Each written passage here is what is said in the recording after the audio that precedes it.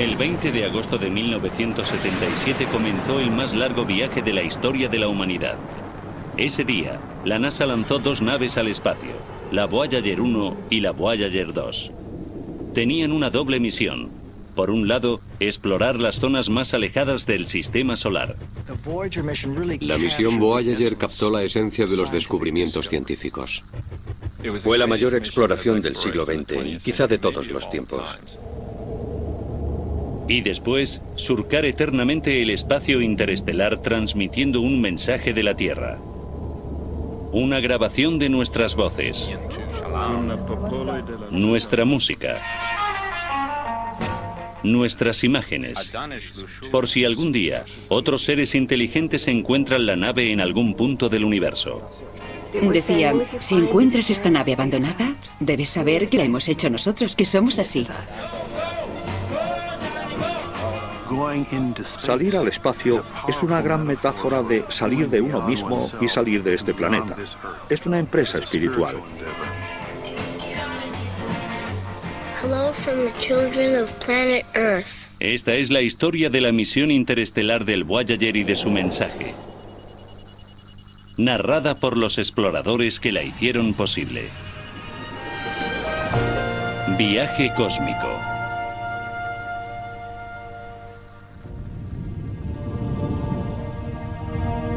Five, four, three, two, one. We have ignition and we have liftoff.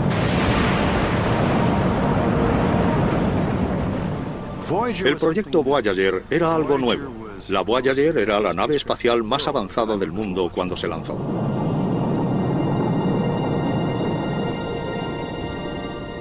No me gusta antropomorfizar las naves espaciales, no les gusta. No sé si me entiendes. Pero sí es verdad que tienen personalidad. La Voyager no es solo una nave espacial, es un ser con inteligencia, medio robot y medio humano. Lleva nuestros sentidos hasta mundos lejanos.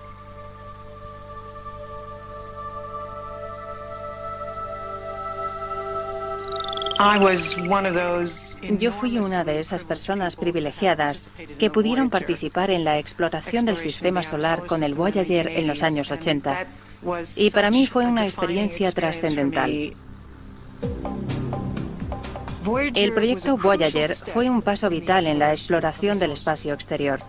Las dos naves gemelas Voyager fueron construidas en el Laboratorio de Propulsión a Chorro, o JPL, y las lanzó la NASA en 1977. Y que ocurriera como ocurrió y cuando ocurrió es un pie de página histórico maravilloso por la alineación de los planetas en ese momento. Una vez cada 175 años, Júpiter, Saturno, Urano y Neptuno están en una posición que permite enviar una nave espacial de uno al otro, de forma que se podría enviar una nave hasta Neptuno. Y lo especial del caso del Voyager es que una de esas alineaciones se produjo en 1977. Y se dio justo en el momento en que los Estados Unidos consiguieron la tecnología necesaria para aprovechar la ocasión y tener éxito. La alineación anterior se había producido en 1801 y la siguiente sería en 2153, cuando el mundo ya sería diferente. Algo que solía decir un gran amigo mío era que la última vez que ocurrió eso, Thomas Jefferson era presidente y no aprovechó la ocasión.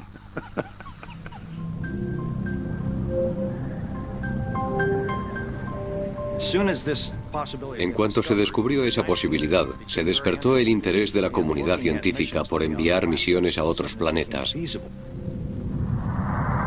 Algo que de repente era posible. Se trataba de un programa muy ambicioso.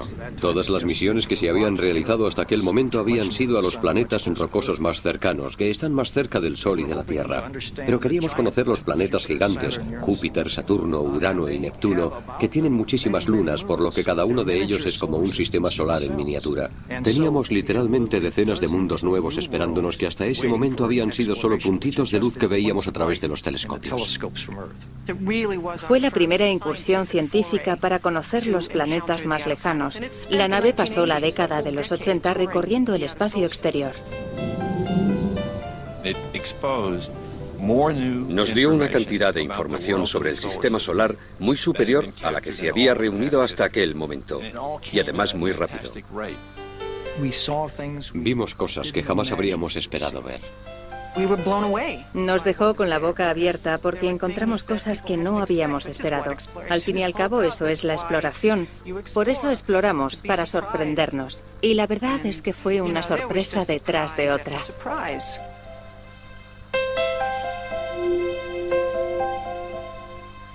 En realidad, las Voyager han hecho 2 viajes. Uno para descubrir las maravillas científicas de los planetas más lejanos y el otro para transmitir algo sobre nosotros al futuro.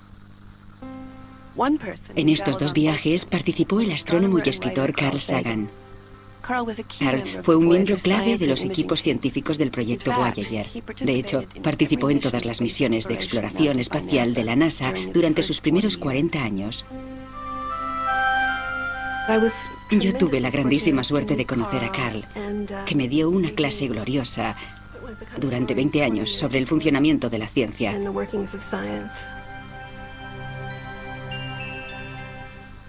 También trabajé con él en el mensaje más imperecedero que se ha enviado desde la Tierra al espacio. What do you send as a sort of greeting card from Earth? It's a kind of message in a bottle thrown into the cosmic ocean. Well, we decided on a phonograph record for lots of reasons. You can put a lot more information. La NASA le había pedido que creara un mensaje de música, imágenes y sonidos de la Tierra para el lanzamiento de las Voyager. La mayor parte de nosotros no hemos dejado de preguntarnos qué les diríamos a seres de otro planeta sobre nosotros. ¿Quiénes somos? ¿Qué nos gustaría hacer?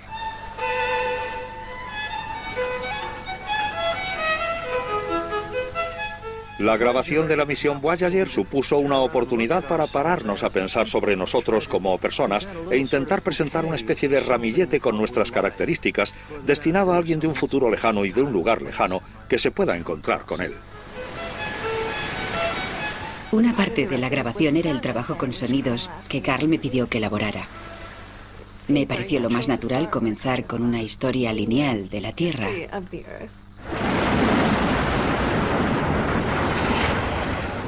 Empecé con los grandes sonidos geológicos de la formación de la Tierra, efectos meteorológicos,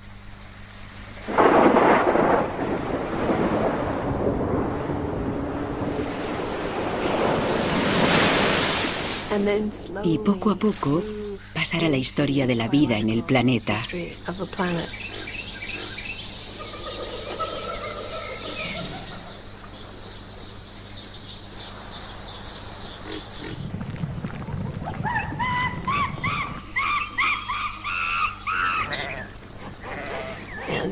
Y por último, introducir a los humanos en la historia.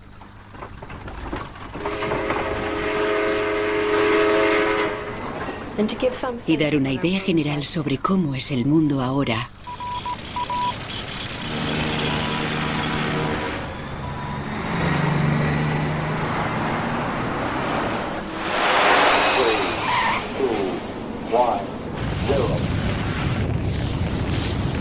As the Secretary General of the United Nations, an organization of 147 member states, I send greetings on behalf of the people of our planet.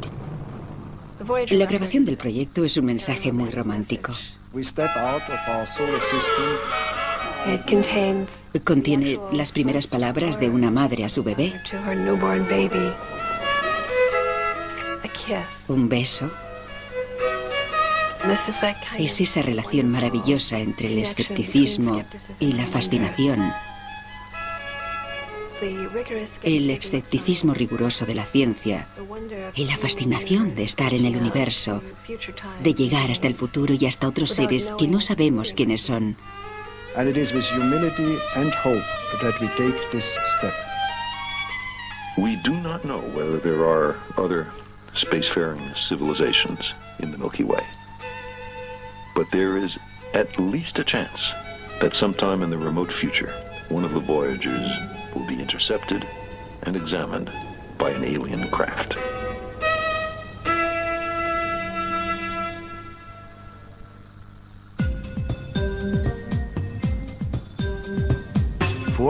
El Voyager fue, en cierta manera, el producto de un gran accidente histórico. Solo era posible si se contaba con el apoyo político necesario, con la tecnología y con el apoyo de la comunidad científica. La idea de salir al espacio exterior llevaba un tiempo ahí. Era una época de apostar, de prepararlo todo perfectamente para poder lanzarnos, aventurarnos y lanzarnos al agua. Una de las claves para salir al espacio es conseguir un gran impulso desde la Tierra con un vehículo de lanzamiento que puede arder 2 o 3 o 5 minutos. Después, solo hay que deslizarse hasta el planeta. Es en gran parte dejarse llevar. Teníamos vehículos con la potencia suficiente para llegar hasta Júpiter, quizá hasta Saturno, en un periodo de tiempo razonable. Pero Neptuno quedaba fuera de la cuestión. La técnica que permitió que fuera posible se llama ayuda gravitacional y nos abrió las puertas del espacio exterior. De otros trabajos previos se dedujo que si se sobrevolaba un planeta adecuadamente, este serviría de tirachinas y propulsaría la nave con más velocidad. Si llegas a Júpiter en el momento adecuado y con la orientación adecuada, la interacción con la gravedad de Júpiter te pone en trayectoria para llegar a Saturno en el momento adecuado si ajustas bien la ruta.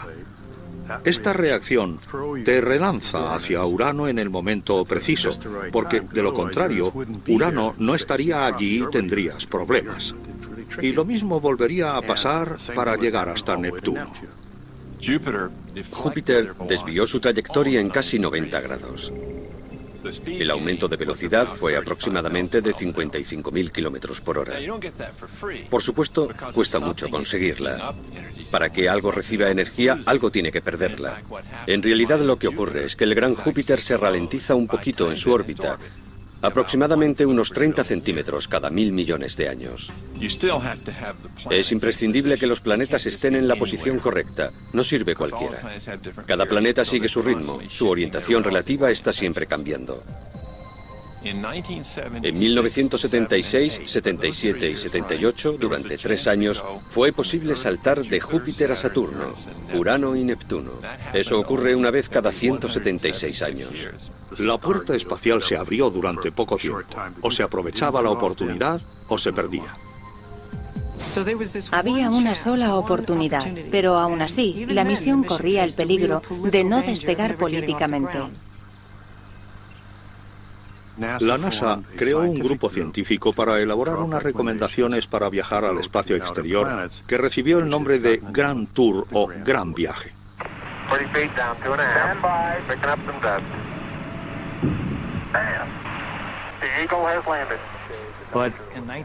Pero en 1971, aunque hubo una aprobación provisional después del aterrizaje del Apolo, el presupuesto de la NASA no era suficiente para mantener aquel nivel de actividad. A pesar de todo ese impulso y esas expectativas, la NASA y el Congreso, y supongo que el gobierno, valoraron el proyecto y lo consideraron demasiado caro. Y se decidió abandonar el proyecto Grand Tour.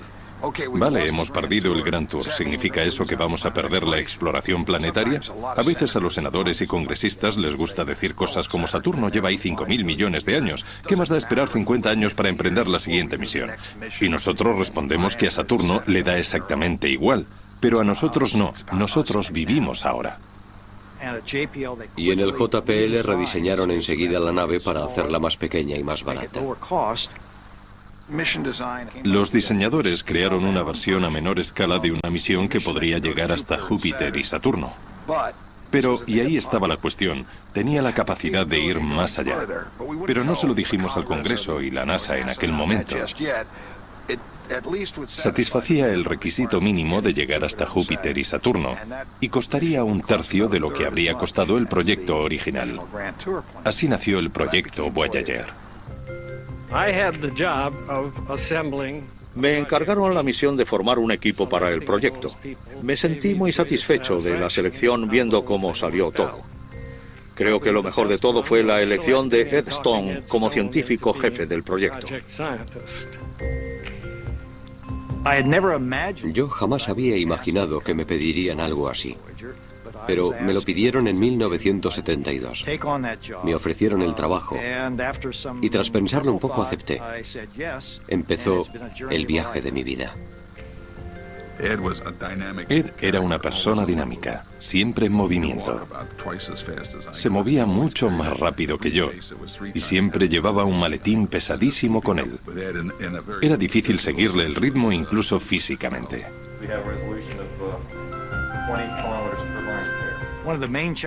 Uno de los grandes retos que tienes que afrontar es el de diseñar un sistema desde cero. Volar hasta un lugar al que nadie ha volado antes y en un entorno que no conoces hasta que llegas allí. Por supuesto, seguirle el ritmo a nivel intelectual era todavía más difícil. Ni siquiera me atreví a intentarlo. Trabajar con Bruce Murray también fue una gran experiencia.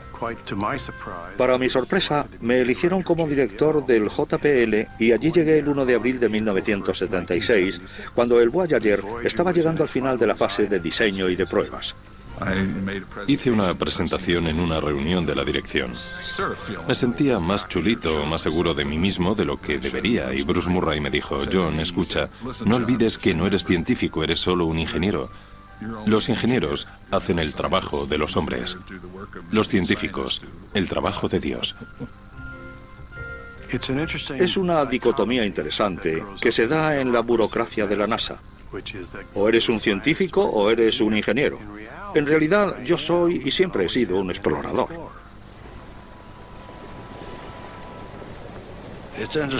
Es interesante pensar que la humanidad siempre ha sentido curiosidad por lo que hay más allá, a la vuelta de la esquina. Creo que el ser humano siempre ha querido saber cuál era su lugar en el universo. Y hasta la era espacial tuvimos que limitarnos a observar.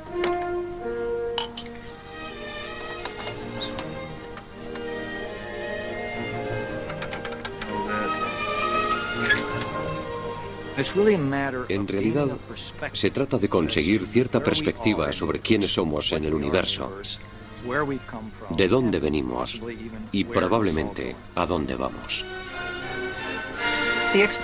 La exploración de los planetas y el cosmos despierta nuestros instintos más elevados, nuestra necesidad de conocimiento, armonía, orden y belleza, y nuestro futuro está en el espacio.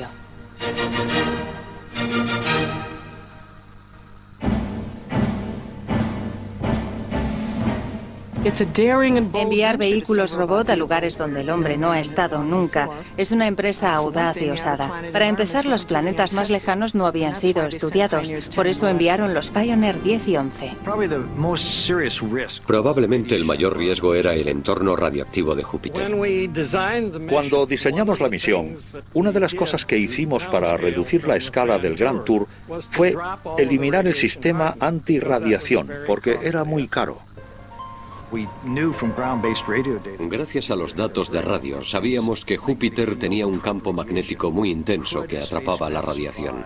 ¿Una nave espacial podría soportar el sobrevolar Júpiter? Por eso, antes de enviar las dos Voyager, se decidió enviar dos naves exploradoras, la Pioneer 10 y la Pioneer 11, que se lanzaron en 1972 y 1973. Realizaron un descubrimiento muy importante, que fue que la radiación de Júpiter era mucho más intensa de lo que pensábamos. Si volábamos demasiado cerca del planeta y no estábamos bien protegidos en la Voyager, podría fallarnos parte del sistema eléctrico. Así que ya con el proyecto muy avanzado, nos vimos obligados a preparar la nave para la radiación. Tardamos unos 9 meses en reconfigurar y rediseñar la nave para que pudiera resistir en ese entorno. Hicimos muchos esfuerzos. Trabajamos por la noche, los fines de semana. Se hizo un gran esfuerzo por terminarlo todo a tiempo porque la fecha de lanzamiento era absolutamente inamovible. La misión Pioneer consiguió información muy importante que provocó grandes cambios en las Voyager.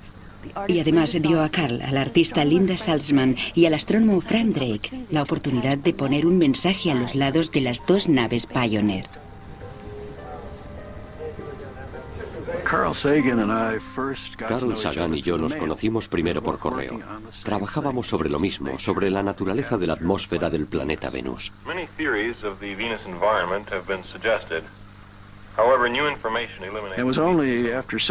Tardamos varios años en descubrir que a los dos nos interesaba la vida extraterrestre. Frank Drake fue uno de los primeros en convertir la búsqueda de vida extraterrestre en un objetivo científico respetable.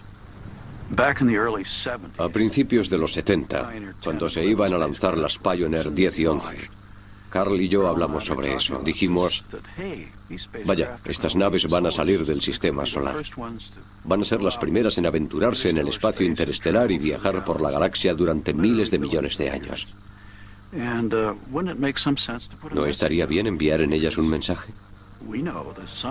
Sabemos que el Sol durará solo otros 5.000 millones de años, pero esas naves van a durar más que el Sol. Podrían terminar siendo la única prueba de nuestra existencia tras, digamos, 10.000 millones de años. ¿Qué mensaje podemos enviar? Hagamos una placa. No pudimos proponer nada más, porque solo faltaba un mes para el lanzamiento.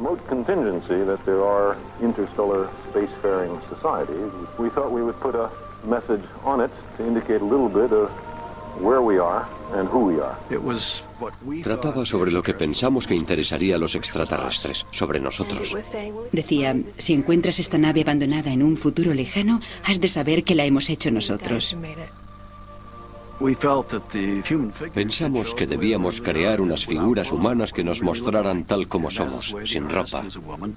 Así las dibujó la artista, y nos pareció lo más razonable. Por eso nos sorprendieron algunas de las reacciones posteriores. El Chicago Sun-Times publicó en el periódico unas imágenes de la placa. En aquel momento el periódico tenía 4 ediciones diarias. Lo gracioso es que en cada edición iba desapareciendo algo más de los genitales. En la última edición de la tarde ya eran figuras asexuadas, algo bastante raro. En el Los Angeles Times se publicó una carta al director de un lector que estaba indignado porque se utilizara dinero de los contribuyentes para enviar indecencias al espacio. La placa del Pioneer abrió el camino para que se enviara un mensaje más completo con las Voyager. A finales de 1976, la NASA y John Cassani, que dirigía el proyecto en aquel momento, le pidieron a Carl que se encargara del mensaje que enviaría la misión a las estrellas. Carl dijo que quería reunir un grupo de 3 o 4 personas para pensar durante un par de meses y reunir todas las ideas posibles sobre diseños para presentármelos como propuesta. Yo acepté. No me pidió demasiado dinero. Mi único recelo fue que la primera reunión del grupo, y Frank Drake era uno de ellos, se celebró en Hawái. Se celebró una reunión de la Sociedad Estadounidense de Astronomía en Hawái. Carl se enteró de que había allí una casita preciosa que se alquilaba en medio de una piscina con delfines en un hotel muy caro en Hawái. Por eso pensé, ¿se está tomando esto en serio o no? Para Carl, siempre había una relación con la ciencia. Se dio cuenta de que existía una especie inteligente en la Tierra con la que todavía no habíamos establecido contacto. Si pretendíamos comunicarnos con extraterrestres, quizá sería útil pensar en los delfines. Y fuimos a esa casita, y el tema central fue ¿qué clase de mensaje vamos a enviar con la Voyager?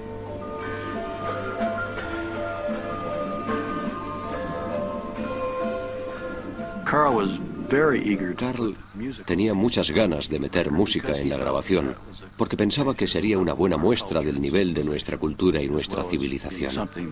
Además de ser algo que los extraterrestres podrían valorar. Entonces, ¿cómo hacerlo? A mí se me ocurrió la idea de grabar un disco. En ese disco habría grabaciones de voces y sonidos de la Tierra y varias imágenes de personas y de la flora y la fauna y todo el espectro de la vida en la Tierra, no solo seres humanos. Era una gran idea y seguimos adelante con ella. Se convirtió en el disco de oro.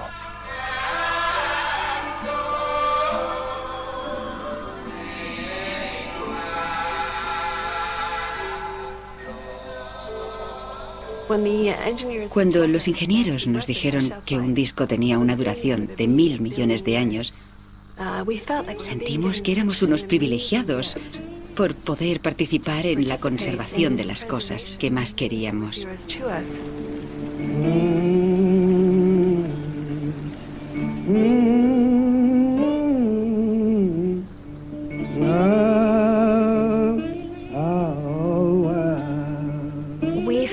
Nos sentimos como si formásemos parte del comité del Arca de Noé, decidiendo qué música y qué sonidos del planeta iban a tener vida eterna durante miles, millones de años. Nos lo tomamos como una tarea sagrada y feliz.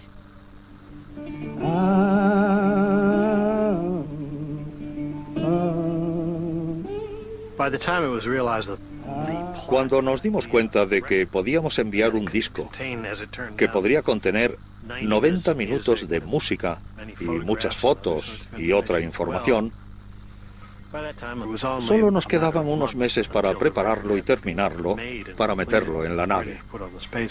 Así que lo hicimos deprisa. Fue tan emocionante que todos estábamos encantados de trabajar tantas horas al día como fuera posible y eso es lo que hicimos. Fue una época frenética y emocionante, una experiencia única que no cambiaría por nada en el mundo. Lo interesante era cómo podíamos explicar a otra inteligencia cómo había que reproducir el disco. ¿Cuál es el lenguaje común entre los terrícolas y otros seres del universo? Tendrían que ser las matemáticas o la ciencia o algo así. Algo que tengamos en común. La única otra cosa que incluimos fue una aguja, un fonocaptor para el disco. Ellos tendrían que encargarse de montar un sistema de alta fidelidad, una televisión y todo lo demás. Nos dimos cuenta de que sería mejor ayudar un poco a los extraterrestres en ese punto. Por eso pusimos unos diagramas en la caja que alberga el disco. Uno de ellos indica que el disco se reproduce de fuera hacia adentro, otro indica a qué velocidad hay que hacerlo girar. A civilization that far advanced should understand. The essential point is if they're able to tool around in interstellar space picking up stray derelict spacecraft, they ought to be able to figure out our instructions. It can't be that hard. Well, you don't know. If this was from the government, I mean, this could be very touchy. You know, did you ever try to make out your income tax this year, folks? I mean, send that to outer space.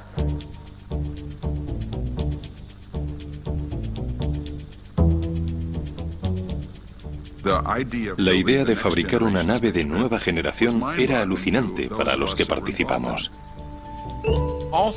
Todas las naves espaciales tienen unas funciones comunes. Por supuesto, tienen una misión científica, ese es el motivo por el que se crean. Llevan cámaras y espectrómetros y distintos tipos de sensores. Estos instrumentos recaban datos de distintas direcciones a la vez y no se pueden mover. Estos sí son dirigibles. Obviamente tienen que comunicarse y recibir señales de la Tierra, recibir instrucciones y enviar datos. La estructura más prominente es esta especie de plato blanco. Esta antena tiene que estar orientada de forma muy precisa hacia la Tierra, ajustada hasta una fracción de grado. Pero una nave espacial tiene que soportar esa carga. Eso significa que necesita energía. Todas las naves espaciales que se habían construido hasta entonces habían sido alimentadas con paneles solares. Pero queríamos diseñar una nave que superara eso. Decidimos que íbamos a usar una fuente de energía nuclear. Una característica del diseño fue que intentamos aislar los generadores nucleares que van a un lado de la nave de los instrumentos científicos, muy sensibles, que están sobre todo en el otro lado, para que la radiación no afectase a los datos científicos. Fueron las primeras naves espaciales controladas totalmente por ordenador. Era un tipo de cerebro totalmente nuevo y avanzado, con la capacidad de pensar por sí mismo. de analizar y hacer cambios. Era diferente a todos los equipos que conocíamos, porque no se podían llevar al taller para que los arreglaran. Porque iban a estar tan lejos de nosotros, las ondas de radio tardarían en llegar. Cuando enviamos una orden hasta la Voyager, que está en Saturno, tarda 80 minutos en llegar desde el momento en que se emite desde la Tierra. Si la nave tiene algún problema, aunque sepamos la solución instantáneamente y se la enviemos, son otros 80 minutos. Había sensores dobles. Todo se hizo por duplicado. Si un dispositivo no funcionaba, se usaba el otro. Tenía un cerebro doble. Pero no se puede probar una nave así en la Tierra. Es imposible conseguir la gravedad cero de la manera adecuada. Por eso, a pesar de todas las pruebas que se hicieron, era imposible saber si todo iba a funcionar bien. Algunas cosas no se iban a utilizar hasta haber dejado atrás Júpiter, incluso después de Saturno. Pero al final no fue así.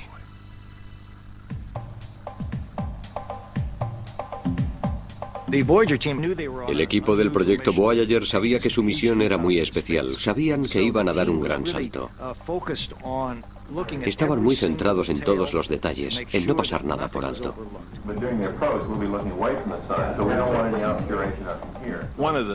Una de las grandes satisfacciones personales que yo tuve fue la de trabajar con un grupo de gente para elegir las trayectorias de las naves. Si examinábamos todos los días en que se podría haber lanzado la nave durante la alineación de los planetas, el resultado eran 10.000 posibilidades distintas. Las fechas de llegada variaban y las lunas cambiaban continuamente de posición. Se trataba de comprobar dónde estarían las lunas principales en todas las posibles fechas de llegada y elegir las que ofrecieran la mayor cantidad posible de vuelos a corta distancia y las mejores alineaciones entre las lunas. Y eso fue lo que hicimos. Cuando se terminaron los preparativos, lo que hubo que decidir fue el nombre de las dos naves. Teníamos que decidir cuál sería la Voyager 1 y cuál la 2. La prensa se armó un pequeño lío porque lanzamos primero la Voyager 2. La nave que lanzamos en segundo lugar iba a llegar primero. Pensé que no tendría sentido bautizarlas por orden de salida, porque lo que la gente iba a recordar era el orden de llegada a Júpiter.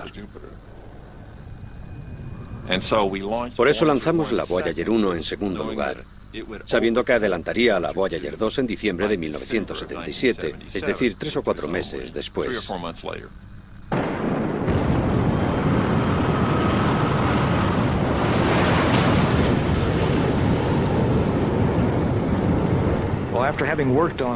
Después de trabajar 5 meses en la misión, el momento clave es el lanzamiento. Es uno de los momentos más peligrosos para la misión, porque puede haber fallos. Con la Voyager 2 tuvimos ciertos problemas. Era la gran aventura. Y si fracasaba, sería un gran golpe para todos, pero especialmente para la JPL y para esa clase de misiones. Había una zona de mandos donde yo estaba y a mi lado se sentaba Charlie Colhase. Estuvimos observando el lanzamiento y todo parecía ir bien. Y poco después del lanzamiento empezó a portarse mal. Hacía cosas raras. Nos llegaban señales que no entendíamos. Estábamos en la sala de control temporal, en contacto con la gente del JPL, todos trabajando duramente, sin saber qué estaba fallando. Fue duro. La nave se puso a cambiar componentes, a cambiar giros y a cambiar elementos del sistema de dirección. Pasamos muchos momentos angustiosos mientras lo estudiábamos. Resultó que se trataba de pequeñas interacciones entre el sistema de control de altura y el cerebro autónomo que tenía la nave. El cerebro malinterpretaba los datos y daba órdenes incorrectas. Se comportaba como si estuviera a 5.000 millones de kilómetros de distancia. Cerró las comunicaciones con la Tierra y se puso a hacer cosas raras. Durante mucho tiempo no supimos qué pasaba. pero al final lo averiguamos. La nave espacial hacía exactamente lo que tenía que hacer, teniendo en cuenta el entorno en que estaba. Es decir, una lanzadera que se bamboleaba, que era normal, pero la nave no se lo esperaba. Por suerte, la nave se las arregló sola, porque la habíamos diseñado para que lo hiciera si algo iba mal. Pero nos dio muchísimo miedo. Demostraba la complejidad de lo que estábamos haciendo. Es fácil imaginar que tras esas crisis y esos nervios, todo el mundo estuvo muy ansioso durante 2 largos años, esperando a que la Voyager 1 llegara a Júpiter para realizar el primer vuelo por las zonas más alejadas del sistema solar.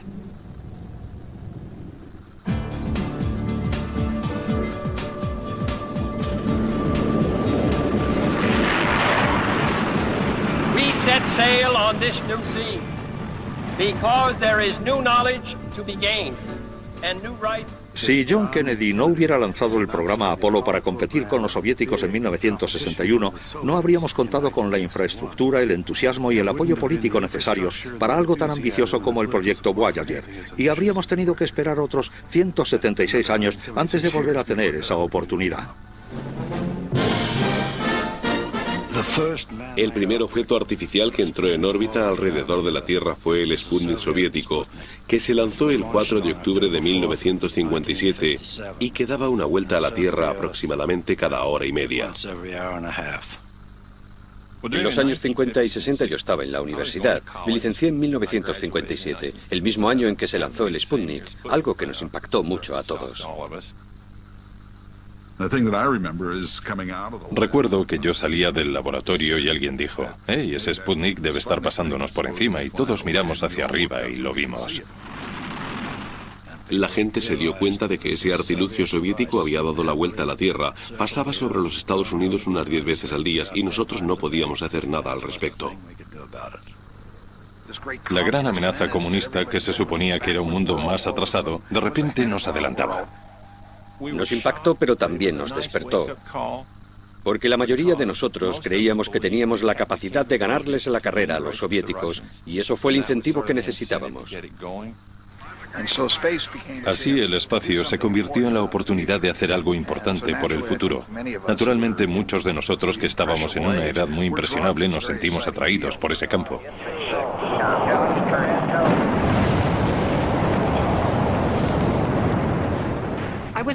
Yo era una jovencita en los años 60. El hombre quería salir del planeta. Cada vez que abría el periódico veía fotos de Venus o nuevas fotos de Marte. Entonces era algo totalmente novedoso. Recuerdo perfectamente el paseo lunar de Neil Armstrong. Estábamos todos fascinados. Algunos lloramos. Fue un momento extremadamente emocionante.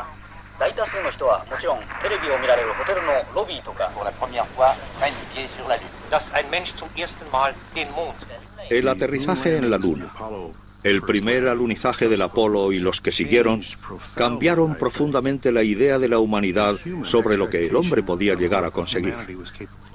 Fue importantísimo. No por la ciencia, eso no era lo más importante, sino por la aventura. Sin duda, era la mayor aventura que el hombre podía imaginar en ese momento. No podía evitar sentir que por ahí iba a ir el futuro. Es una de las cosas que hicieron que los años 60 fueran tan especiales. Nos estábamos reafirmando como civilización espacial. Todo eso pasó en los 60. Yo crecí en esa época y sin duda me impactó mucho. Para mí todo eso me estaba diciendo, ven, esto puede ser tuyo. Y me lancé.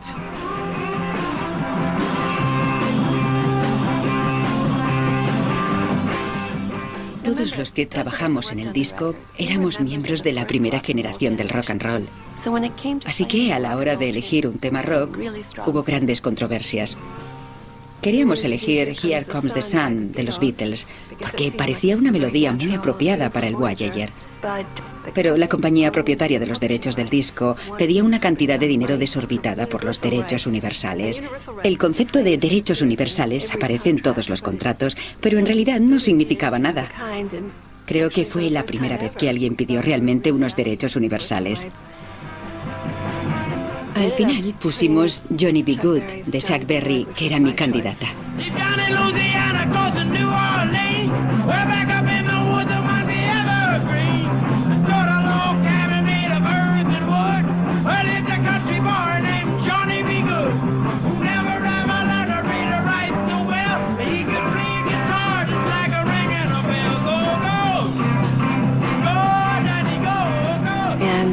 Yo defendí ardientemente a Chuck Berry durante ese periodo, porque incluso John Lennon había dicho que sin Chuck Berry no habría rock and roll.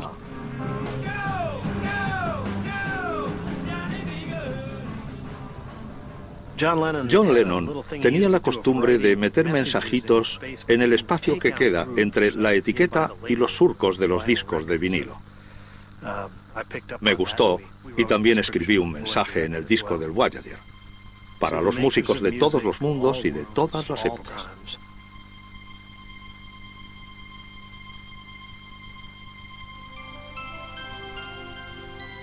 Desde los 8 años me ha interesado la vida extraterrestre. En 1961, a petición de la Academia Nacional de Ciencias, organicé la primera reunión sobre vida inteligente extraterrestre y cómo encontrarla. Invité a todas las personas de todo el mundo que yo pensaba que trabajaban o se interesaban por el tema, a los 12. En aquella época, los astrónomos no creían que existiera vida en otros planetas, y mucho menos vida inteligente. Era un tema tabú, por eso tan poca gente se atrevía a adentrarse en él. La idea de buscar señales provenientes de otros planetas con inteligencias más avanzadas que la nuestra era bastante extraña.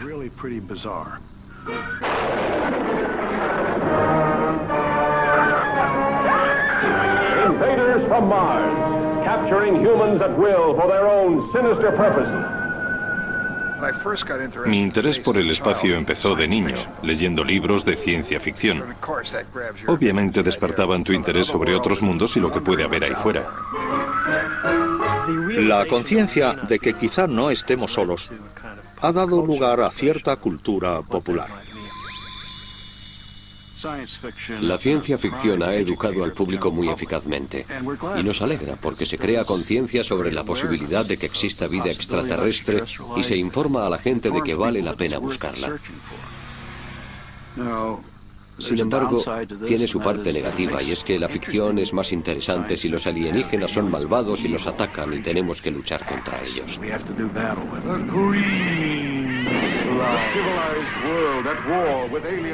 Todos los alienígenas, desde el momento en que empezamos a imaginar cómo podrían ser, han sido un reflejo de nuestros temores.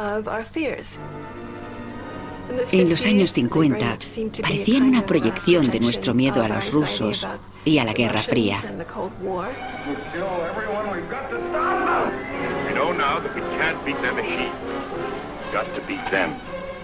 Sin embargo, con el tiempo ha habido representaciones de extraterrestres muy positivas, que han ayudado a crear una idea más esperanzadora sobre cómo podrían ser. Siempre he pensado que si nunca has visto un caracol, o si nunca has visto una mariposa, ¿cómo vas a imaginártelos?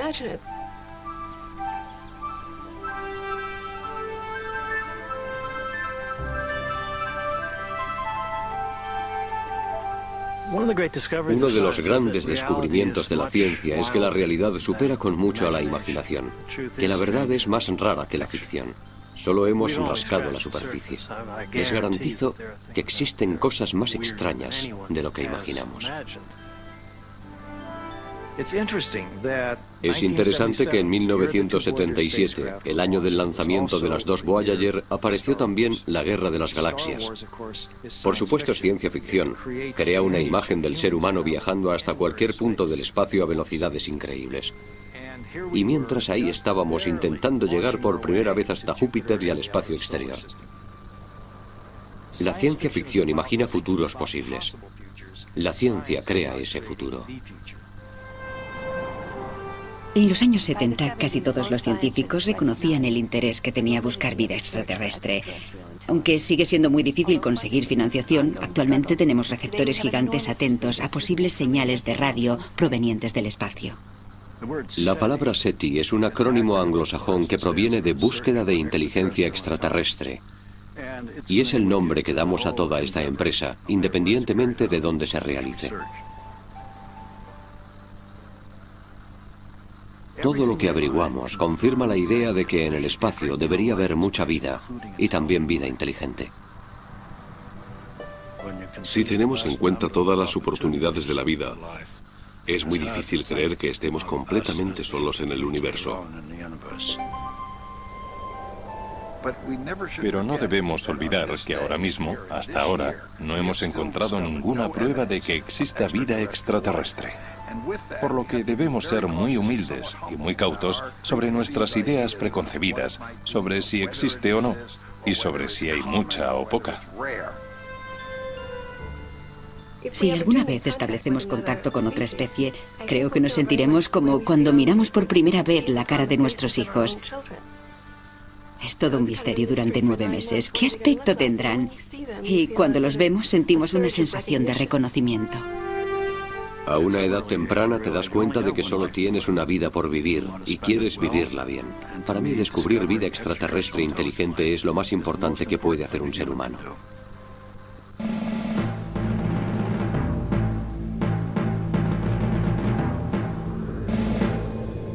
Man has known about the planet Jupiter ever since he took a good look at the night sky. But after all these centuries, we're getting a closer look than we've ever had.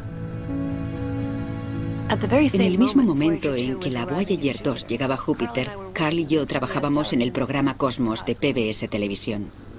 Human voyages of exploration to the outer solar system are controlled, so far, from a single place on the planet Earth, the Jet Propulsion Laboratory of the National Aeronautics and Space Administration in Pasadena, California.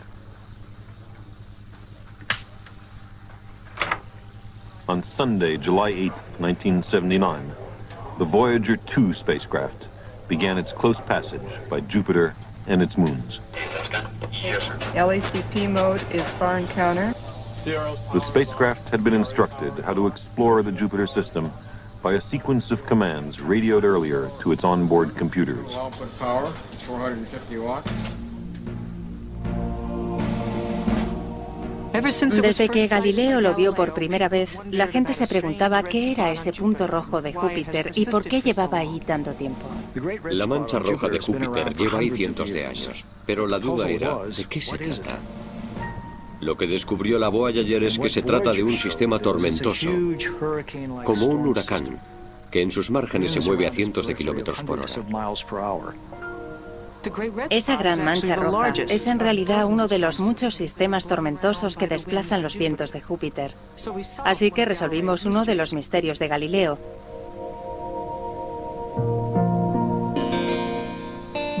Pero Galileo también había sido el primero en darse cuenta de que el planeta gigante tenía lunas.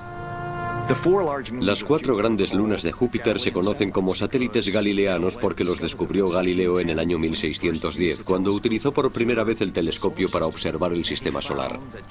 Y descubrió que Júpiter, que es un planeta, tenía sus propios planetas pequeños llamados lunas. Y por supuesto, eso tuvo mucha importancia para convencerlo a él y a otros de que la Tierra no era el centro del universo, porque ahí había otros pequeños mundos que orbitaban alrededor de otro planeta. Intentamos realizar vuelos lo más cercanos posible a las 4 lunas principales de Júpiter. Había especulaciones sobre si existían lunas más pequeñas, pero no lo sabíamos. Voyager presented us with 6 new worlds in the Jupiter system alone. The more you learn about other worlds, the better you understand our own. In the early morning hours of July 9, 1979, on the real-time television monitors at the Jet Propulsion Laboratory, we began to learn about a world called Europa. Existía el temor de que las demás lunas se parecieran a la luna de la Tierra. No es que la luna tenga nada malo, pero es un poco aburrida. Es gris, tiene cráteres, probablemente no alberga vida, no tiene atmósfera. Por eso existía el temor de que las lunas de los planetas lejanos fueran así. Pero no. Resultó que los satélites revolucionaron nuestra forma de pensar, sobre todo en términos exploratorios, de una manera extraordinaria. Yeah, but Gene, what about the relief from the cracks? Shouldn't the cracks in Eel flow also? They gotta be being renewed. Europa está cubierto de hielo. Eso lo sabíamos gracias a observaciones desde la Tierra. El proyecto nos permitió descubrir que se trata de la superficie más lisa del sistema solar, sin montañas ni valles, solo algunas crestas bajas que parecen grietas en el hielo. Y eso nos indicó que Europa podría tener un océano de agua líquida bajo esa capa helada.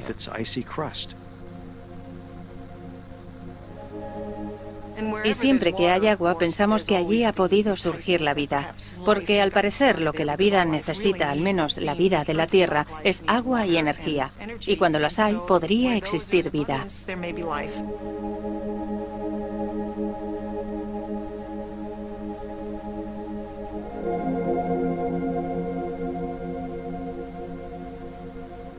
Todo el mundo tiene su propio ranking de hallazgos del Voyager. Pero para mí, sin duda, la luna de Júpiter, Io, está entre los 10 más importantes por su actividad geológica tan extrema. Las Voyager realizaron muchos descubrimientos importantes, pero yo creo que el más importante fue que en Io, la luna de Júpiter, se producían erupciones volcánicas. Io era magnífica. Tenía un color rojo dorado, 9 volcanes activos. Hasta entonces no sabíamos que existieran esa clase de fenómenos en otros planetas. Eso ocurre porque la órbita de Io alrededor de Júpiter no es un círculo perfecto, es ligeramente excéntrica. Pasa un poco más cerca de Júpiter cada vez, y los efectos mareales que Júpiter ejerce sobre Io lo comprimen y hacen que la Luna mantenga su calor. Así se alimentan los volcanes. Era tan asombroso que esa pequeña luna tuviera una actividad volcánica 100 veces mayor que la de la Tierra, que tardamos varios días, incluso semanas, en aceptar que era así.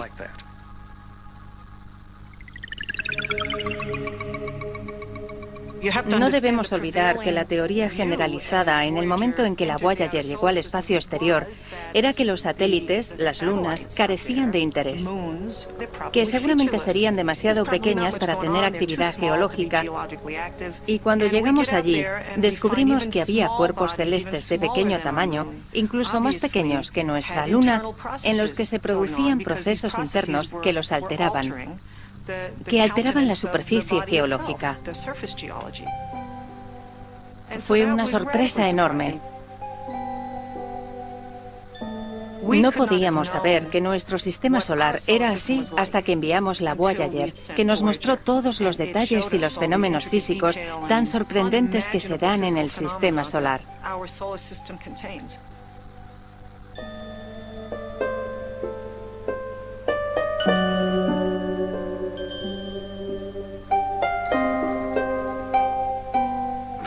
Desde el principio tuvimos dos criterios sobre el disco. El primero era que queríamos representar la diversidad de los pueblos del mundo, no solo la cultura que había construido la nave espacial. Y el segundo, hacer un buen disco, hacer una verdadera obra de arte, con buena música, y no con cosas incluidas por política o por populismo, nada de eso.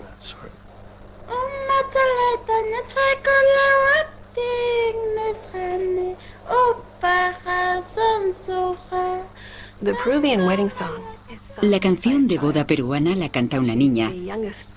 Es la artista más joven del disco de Voyager que yo sepa. Cuando se grabó el disco, la música de otras culturas estaba... De vez en cuando salía un disco de música de algún país, pero el público estadounidense no volvía a escuchar jamás otro disco de ese mismo grupo. Era una época anterior a la aparición de las músicas del mundo. Creo que el disco de la misión fue el comienzo de nuestro reconocimiento de que en este planeta se hace todo tipo de música.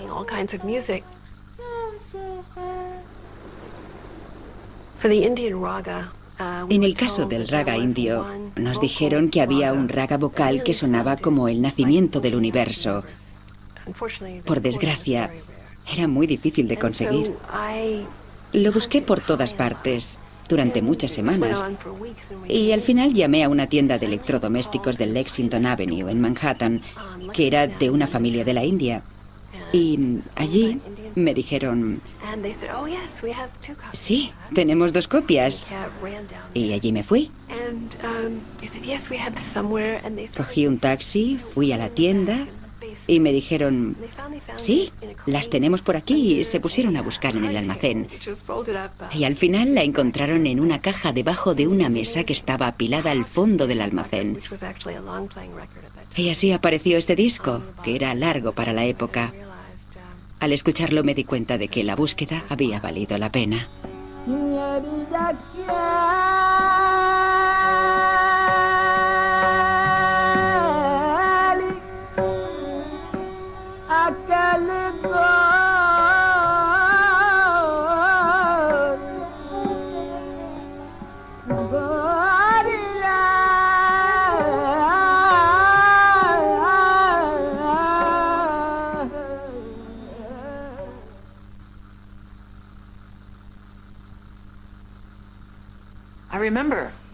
Recuerdo la primera vez que miré por un telescopio.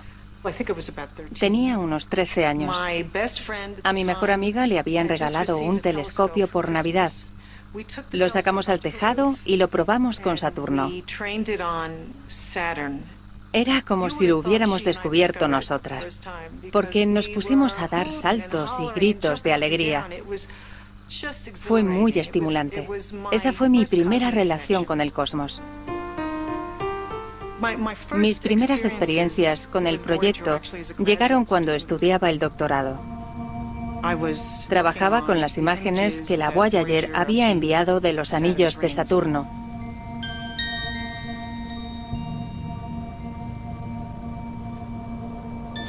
Eso fue lo que me llevó al edificio 264 del Laboratorio de Propulsión a Chorro, que es donde el equipo de imagen tenía su cuartel general. An outer space spectacular that was the stuff of dreams only a generation ago began snapping into the sharp focus of reality today. After its billion-mile journey from Earth, the Voyager 1 spacecraft sent back pictures of man's closest look yet at the ring planet Saturn.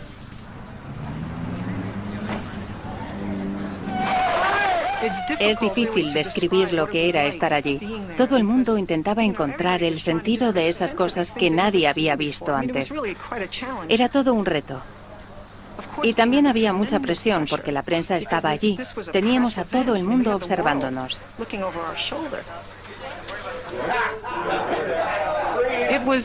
Para alguien tan joven como yo, resultaba una locura. Me parecía absolutamente increíble. Era como si el edificio 264 fuera la nave Enterprise. Llegar hasta Saturno era como aproximarse a un sistema alienígena o a un cuadrante lejano de la galaxia. Muchas de las cosas que descubrimos resultaron muy sorprendentes. Había vientos que rodeaban esos planetas, que daban vueltas a su alrededor a velocidades increíbles. Sabíamos que en Júpiter había vientos fuertes, pero Saturno era un misterio. No esperábamos que tuviera una atmósfera muy activa. En lugar de eso nos encontramos con vientos de 1700 kilómetros por hora, incluso más rápidos que los de Júpiter. Era una corriente a chorro, el equivalente a nuestra corriente a chorro, pero mucho más rápida. No sabemos qué es lo que los produce.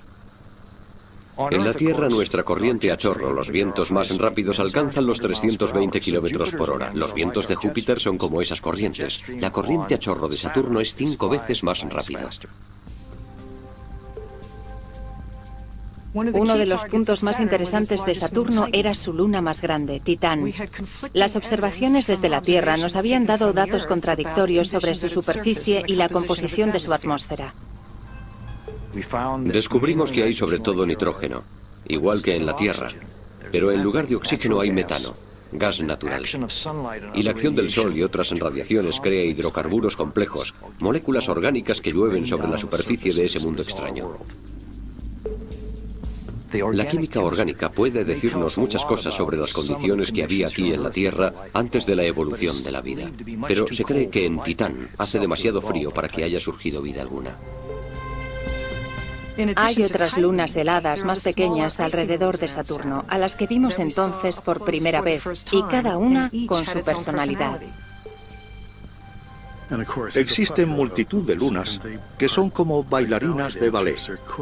Siguen una coreografía en sus movimientos en relación con los anillos y por la gravedad. Es realmente una armonía entre las esferas. You want to understand where you came from? You want to understand where your solar system came from? Take a look at the rings of Saturn. There is a flat ring of matter around a big central mass. Is precisely the circumstance that we think occurred in the early solar system, and out of that flat ring, the planets formed. There is a miniature solar system out there.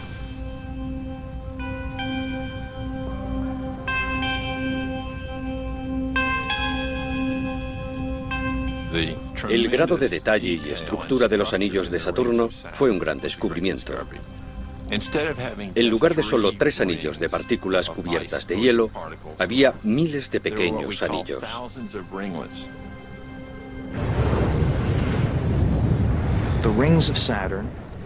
Los anillos de Saturno son el resultado de las lunas que han desaparecido. Lo que vemos son restos helados de las grandes lunas que orbitaban alrededor de Saturno.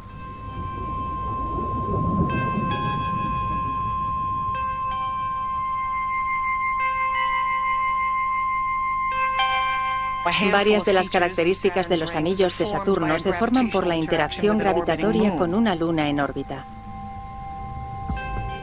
Tiene que ver con un efecto llamado resonancia. Como todas las lunas orbitan fuera de los anillos, dependiendo de su situación, empujan suavemente las órbitas de las partículas de hielo hacia ciertas zonas. Y funciona de tal modo que produce una característica en el anillo muy fácil de distinguir. En algunos casos es una ola de densidad en espiral que da vueltas alrededor del planeta. En otros casos los anillos se han deformado como si fueran cartón, con ondulaciones de 1 kilómetro o medio kilómetro de altura. A veces se abren huecos. Y otras veces los bordes de los anillos adquieren una especie de ondulación. ¿Por qué nos interesa esto? Porque, obviamente, en esos anillos se están dando procesos que, si consiguiéramos llegar a entender, nos ayudarían a comprender cómo se formaron los planetas.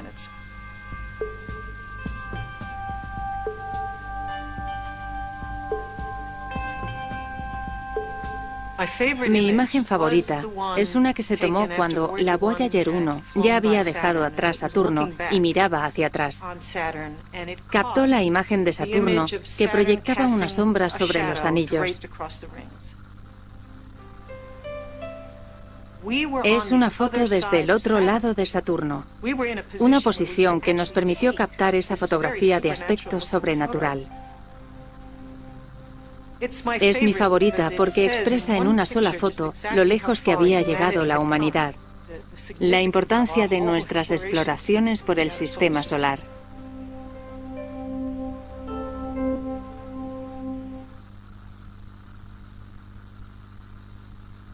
Oytenis poteste Chairete. Hartelijke groeten aan iedereen. Herzliche Grüße an alle. Otra parte del disco la formaban los 59 idiomas, los idiomas más hablados en el planeta. Queríamos incluir un saludo en cada uno de ellos. Hola y saludos a todos. Namaste. Hello from the children of planet Earth. 59 saludos en idiomas humanos y un saludo en el lenguaje de las ballenas.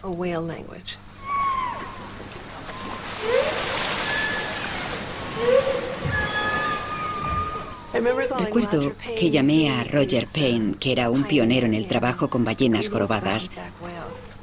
Le conté que estábamos grabando un mensaje para el futuro, para las naves Voyager que iban a salir del sistema solar hacia el espacio interestelar, y que nos gustaría contar con el mejor saludo de las ballenas para incluirlo en el mensaje.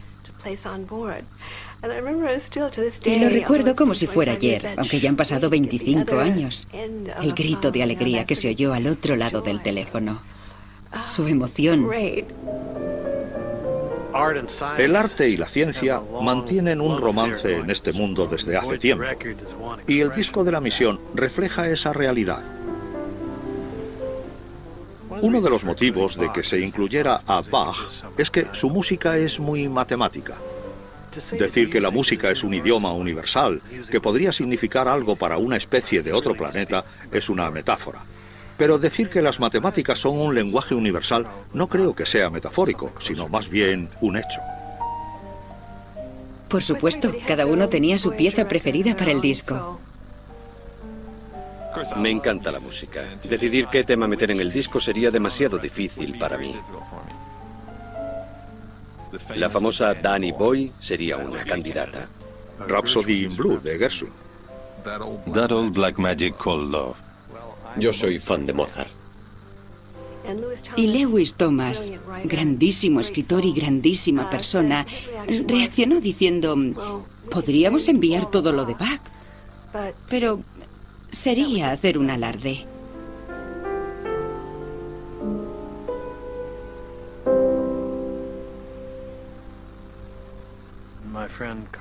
Mi amigo Carl Sagan venía de vez en cuando a mi casa y nos poníamos a escuchar música. Compartíamos el interés por la música y por la astronomía, dos hilos muy entrelazados en realidad.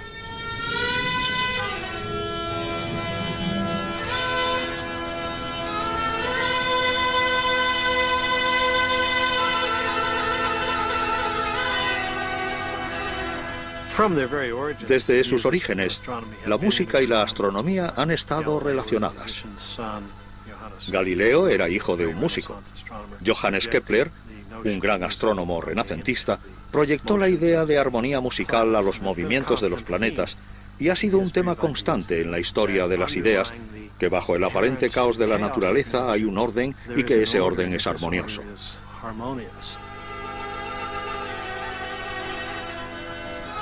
Los antiguos pastores que observaban las constelaciones también fueron los primeros músicos.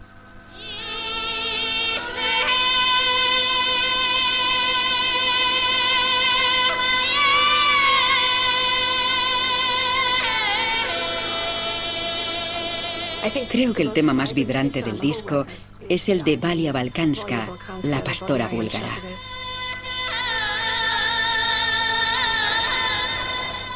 La canción de la pastora es una expresión ancestral. Se trata de una cantante con fuerza suficiente como para que la escuchen en todo un valle, que es donde se originaron estas canciones, uno de los centros más sólidos de la música tradicional del mundo.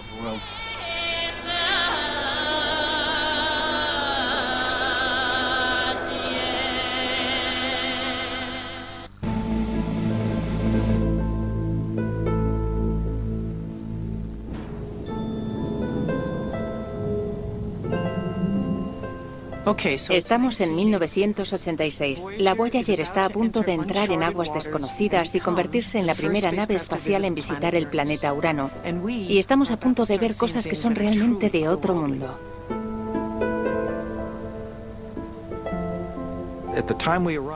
Cuando llegamos en 1986, uno de sus polos miraba hacia el Sol durante todo el día. Urano es un planeta que está ladeado. Tiene un campo magnético muy particular. Es probable que se deba a que algún objeto del tamaño de Marte haya chocado con Urano mientras el planeta estaba formándose y lo giró. Es un planeta cuyo polo mira a veces hacia el Sol y otras veces lo que mira al Sol es su ecuador. Es como si estuviera girando como loco por el sistema solar. Su sistema de anillos formaba una especie de diana en el firmamento cuando nos aproximamos al planeta. Sus satélites también estaban dentro del plano de esa diana.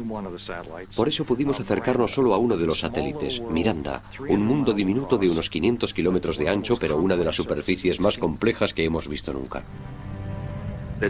La mitad más o menos es hielo, pero en la superficie tiene bloques inmensos y acantilados, algunos de hasta 30 kilómetros de altura, que son resultado de su actividad geológica que tuvo lugar hace muchísimo tiempo.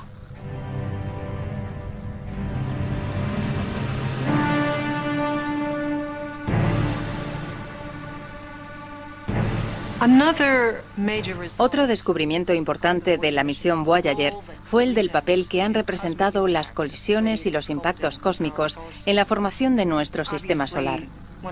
Cuando llegamos a Marte, o incluso la Luna con un telescopio, se ve que son cuerpos celestes con muchos cráteres. Pero lo sorprendente fue que los cuerpos más lejanos del sistema solar también tenían muchísimos cráteres, y que lo más probable es que las colisiones hayan afectado a las lunas de los planetas más lejanos.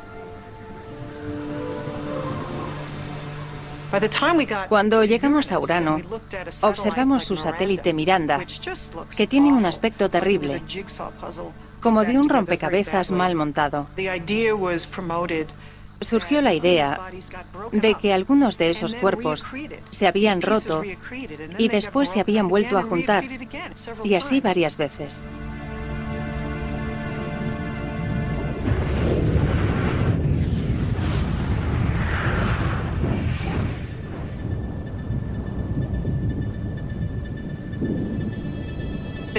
Pero no había que ser un genio para ver eso y pensar que era posible que algún cuerpo celeste se hubiera despedazado y se hubiera convertido en los anillos de Saturno. Desde entonces, la gente ha ido aceptando esta idea. Ahora creemos que un gran impacto entre la Tierra y un objeto del tamaño de Marte fue lo que creó nuestra Luna. También que es posible que la vida en nuestro planeta surgiera gracias a colisiones con cuerpos que transportaran materia orgánica. Y por supuesto creemos que un gran impacto cósmico acabó con los dinosaurios. Por lo tanto, se trata de un proceso que se da en todo el sistema solar y que ha creado cosas impresionantes. Probablemente la Luna, los sistemas de anillos, ha inclinado el planeta Urano, quizá haya traído la vida a la Tierra y también ha podido acabar con los dinosaurios. Creo que todas estas ideas son en gran parte el legado del Voyager.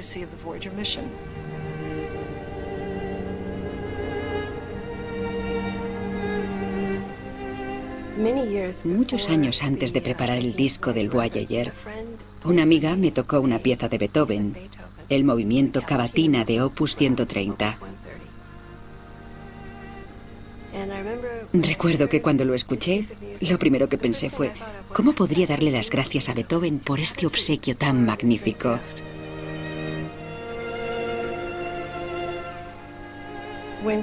Cuando Carl me propuso por primera vez el proyecto del mensaje del Voyager, lo primero que pensé fue que ahí estaba mi oportunidad de hacer algo por Beethoven. Y investigando sobre Cavatina, averigüé que en un manuscrito para el siguiente opus, Beethoven había escrito: ¿qué pensarán de mi música en Urano?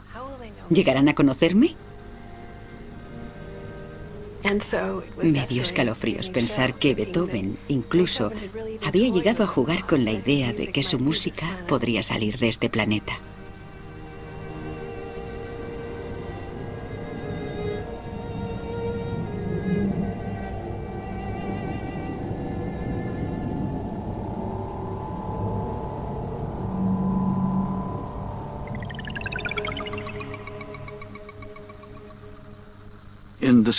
Durante el debate sobre qué debíamos incluir en el disco surgieron cuestiones muy interesantes sobre cómo tratar con extraterrestres.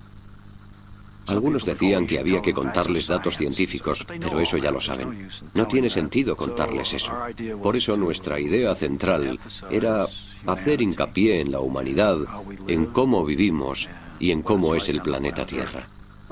Uno de los grandes debates fue si debíamos mostrar nuestra mejor cara, las cosas de las que estamos más orgullosos.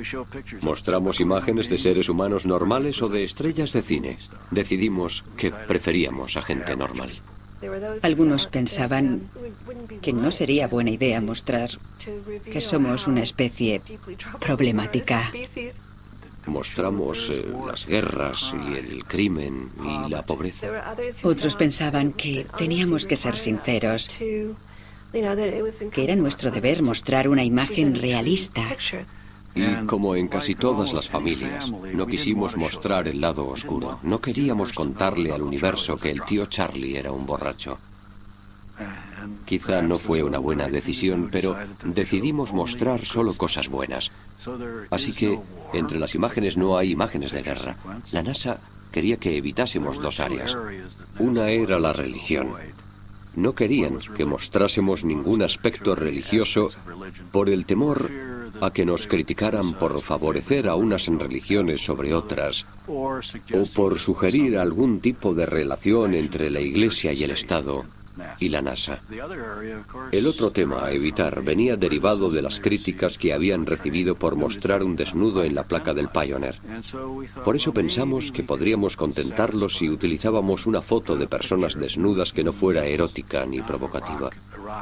Buscamos y buscamos, y finalmente dimos con una foto de una pareja joven en la que la mujer estaba notoriamente embarazada. Aparecen de pie, con mucha naturalidad, y van acompañados de esquemas que muestran que en el vientre de la mujer hay un feto, y que ese feto se convertirá algún día en un ser humano. Nos pareció una manera fantástica de mostrar algo sobre nuestra biología. Cuando llegó a la NASA nos dijeron, no, inaceptable, así que tuvimos que eliminar la foto, aunque el esquema lo mantuvimos. Es algo que va a desconcertar muchísimo a los extraterrestres porque todos los demás esquemas van acompañados de una foto, todos menos este.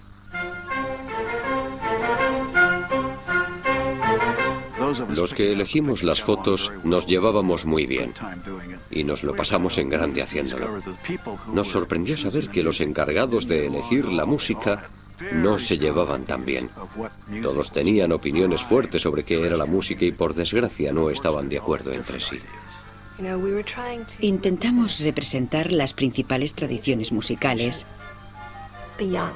Las antiguas, las nuevas, las de hombres, las de mujeres, la instrumental, la vocal.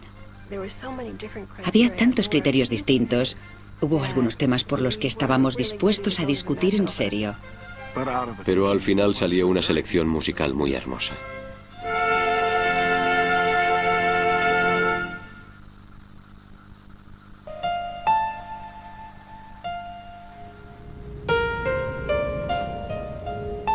Ya estamos en 1989. El proyecto Voyager lleva 12 años viajando por el espacio, cambiando nuestra perspectiva sobre nuestro lugar en el cosmos y sobre nosotros mismos. NASA sent final commands today to Voyager 2, heading for a Thursday night close encounter with Neptune.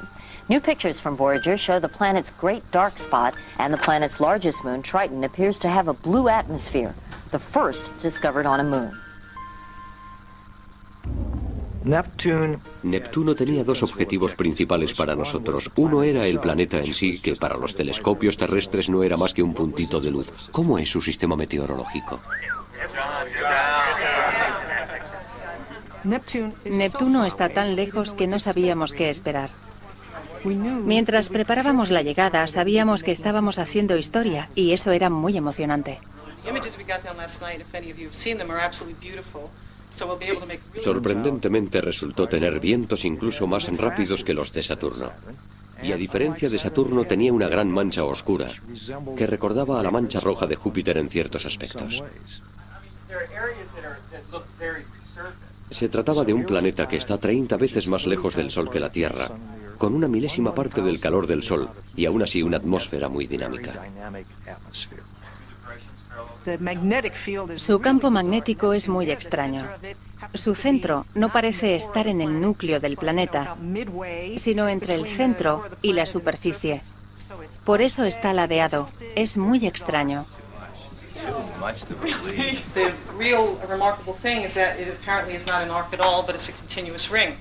Desde la Tierra habíamos detectado materia en órbita alrededor de Neptuno, pero no sabíamos qué era. La Voyager descubrió que Neptuno tenía unos anillos muy distintos a los de los demás planetas gigantes. Había segmentos discontinuos y ramas estrechas y tenues, y pequeñas lunas que orbitaban dentro y fuera de los anillos. Estas pequeñas lunas son un futuro sistema de anillos. Es posible que algún día se rompan y entonces Neptuno acabaría teniendo un aspecto muy similar al de Saturno. El otro objetivo importante de Neptuno era su luna Tritón. No sabíamos qué tamaño tenía, ni cuál era su composición exacta. Tritón resultó espectacular. Al estar tan lejos y ser tan fría, quizá no esperábamos gran cosa, pero resultó ser un satélite magnífico para observar.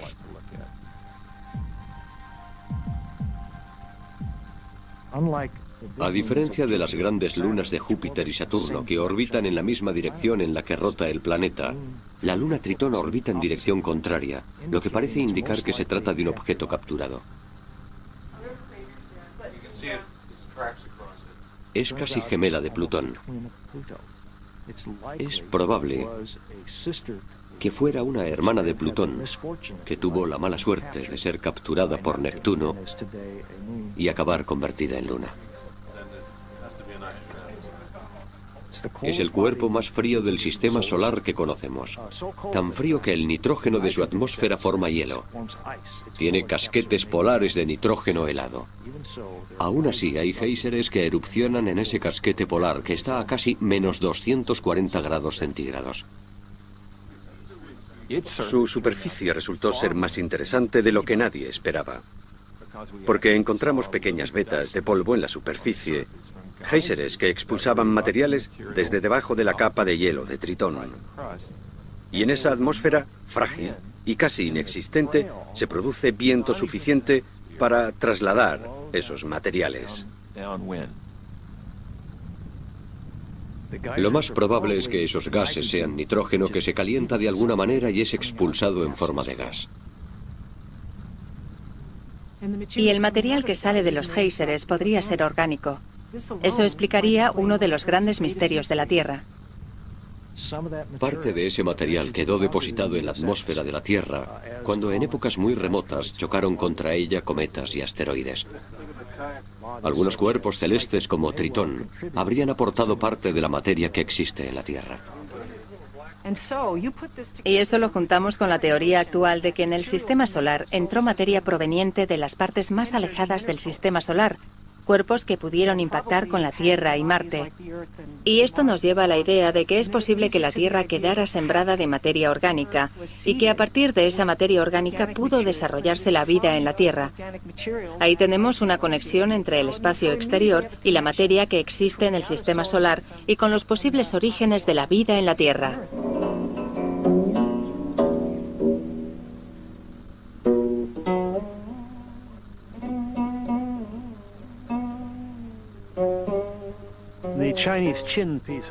El tema chino del Chin del disco del Voyager es uno de los temas musicales más antiguos del mundo y, en mi opinión, uno de los más hermosos del disco.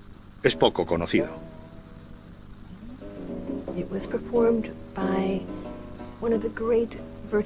Lo interpretó uno de los grandes virtuosos del Chin, un instrumento de cuerda.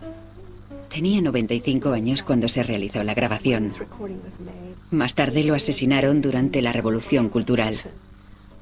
Nos pareció genial incluir a ese hombre que toca como Eric Clapton, ese tema tan antiguo que al parecer trata de nuestra relación con el universo.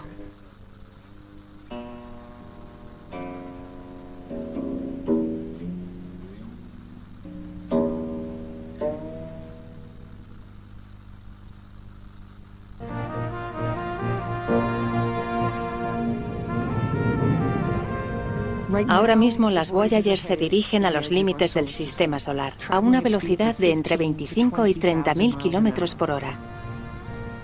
Cuando la Tierra ya haya desaparecido, seguirán navegando. Las Voyager estaban alimentadas por una fuente de energía nuclear que tiene suficiente energía para alimentarlas aproximadamente otros 20 años. Las dos naves se encuentran en bastante buen estado. Teniendo en cuenta que se construyeron para una misión de 5 años, para ir hasta Júpiter y Saturno, están en un estado inmejorable. El único peligro para las Voyager ahora mismo es el micropolvo de meteoritos. El espacio no está completamente vacío, no es vacío puro. Hay partículas en él. Y esas partículas chocan con las cosas a gran velocidad. Seguimos recibiendo datos de las Voyager, claro, a diario, unas 10 horas al día. Seguimos controlando los instrumentos de la nave que están reuniendo información sobre el origen y la estructura del viento solar. Seguimos escuchando a las dos naves porque queremos saber qué tamaño tiene la burbuja que el Sol crea a su alrededor. El viento solar lo emana el Sol en todas direcciones y seguiría avanzando para siempre, a no ser por los vientos interestelares que vienen en dirección contraria, hacia el Sol, y al oponerse al viento solar crea una burbuja a la que conocemos como heliosfera. Una vez salgamos de la heliosfera, esa burbuja, estaremos en el espacio interestelar, donde la materia proviene de otra estrella distinta a nuestro Sol. En el año 2000, las Voyager estaban 85 veces más lejos del Sol que la Tierra, y todavía sin salir de la burbuja. Una vez que se termine la energía de la nave y no podamos seguir utilizando los instrumentos científicos, se habrá terminado la misión. Perderemos el contacto con la nave. Cuando las naves se queden sin energía, cuando se acaben sus baterías, seguirán su viaje hacia el espacio, hacia otra estrella. Al final, estarán más cerca de otra estrella que del Sol. Sin embargo, eso no ocurrirá hasta dentro de 40.000 años. Son habitantes robots de la Vía Láctea. No volverán jamás.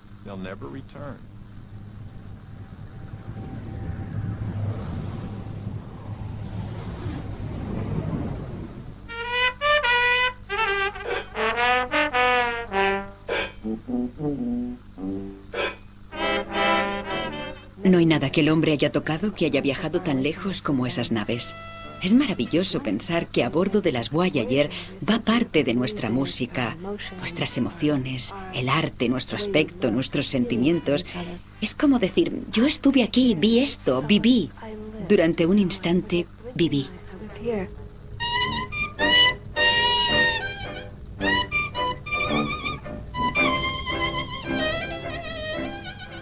No tengo ni idea de si alguien recibirá algún día el mensaje del proyecto Voyager. Si no es así, será un mensaje para nosotros mismos, un ejercicio en el que nos vemos a nosotros mismos como imaginamos que nos verían otros. Aunque solo sea por eso, ya valdría la pena.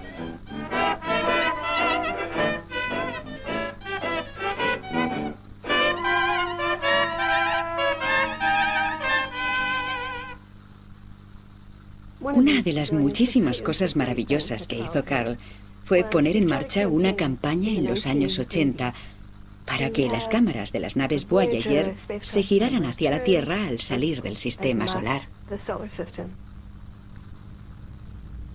Surgió la idea de que deberíamos intentar obtener una imagen de nuestro sistema solar desde fuera, tal como lo vería un extraterrestre que viniera de otra estrella. Yo le pregunté, ¿para qué? No se podrá ver nada, será un punto diminuto en el espacio, y me contestó, de eso se trata.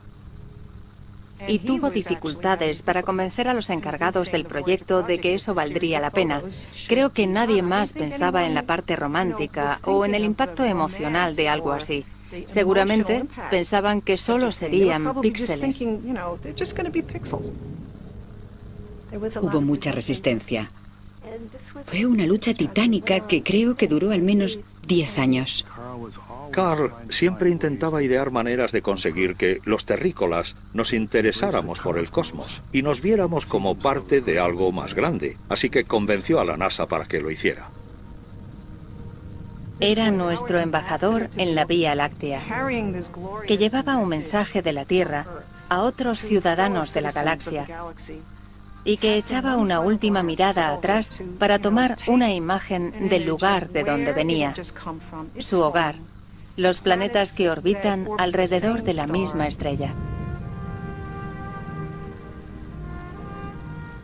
El gran regalo de ver la Tierra así de pequeña, ese puntito azul, diminuto, frágil y hermoso, es el mayor baño de humildad que se puede encontrar.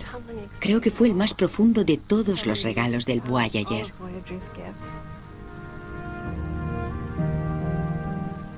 El puntito azul fue una de las frases de Carl. Era el maestro de las grandes frases. El puntito azul lo puso todo en contexto. Y el contexto es que hay mucho más sin nosotros que con nosotros.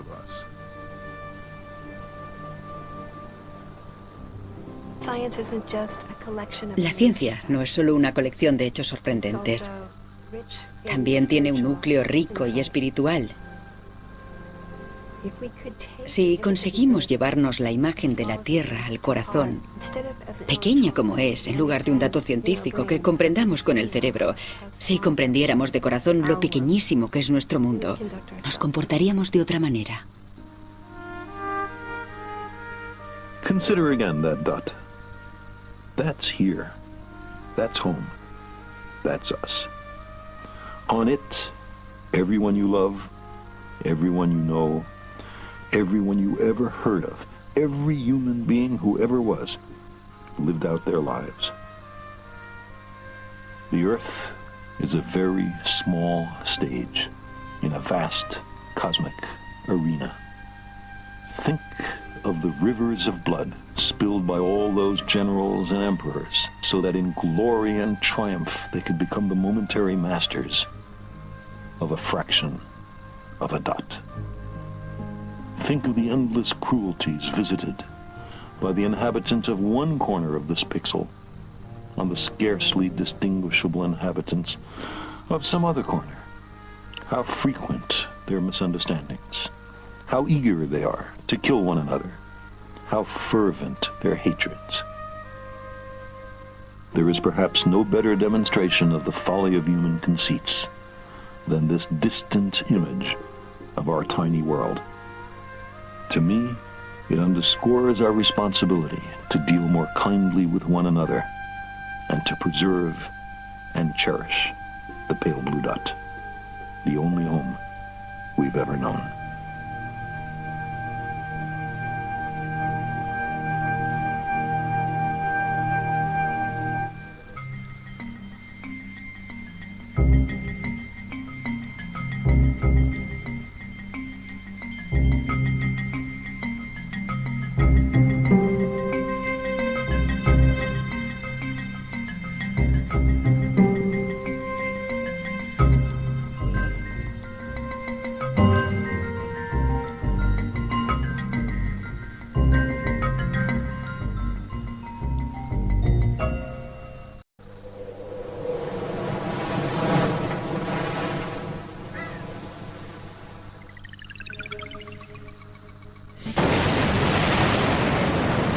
El 20 de agosto de 1977 comenzó el más largo viaje de la historia de la humanidad. Ese día, la NASA lanzó dos naves al espacio, la Voyager 1 y la Voyager 2. Tenían una doble misión. Por un lado, explorar las zonas más alejadas del sistema solar. La misión Voyager captó la esencia de los descubrimientos científicos. Fue la mayor exploración del siglo XX, quizá de todos los tiempos. Y después, surcar eternamente el espacio interestelar transmitiendo un mensaje de la Tierra. Una grabación de nuestras voces. Nuestra música. Nuestras imágenes. Por si algún día otros seres inteligentes encuentran la nave en algún punto del universo. Decían, si encuentras esta nave abandonada, debes saber que la hemos hecho nosotros, que somos así. Salir al espacio es una gran metáfora de salir de uno mismo y salir de este planeta. Es una empresa espiritual. Hello from the children of planet Earth. Esta es la historia de la misión interestelar del Voyager y de su mensaje. Narrada por los exploradores que la hicieron posible.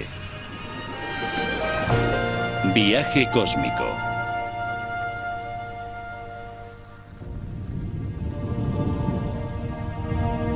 Five, four, three, two, one. We have ignition and we have liftoff. El proyecto Voyager era algo nuevo. La Voyager era la nave espacial más avanzada del mundo cuando se lanzó.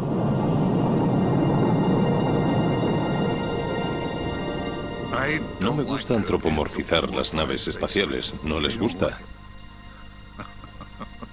No sé si me entiendes. Pero sí es verdad que tienen personalidad. La Voyager no es solo una nave espacial, es un ser con inteligencia, medio robot y medio humano. Lleva nuestros sentidos hasta mundos lejanos.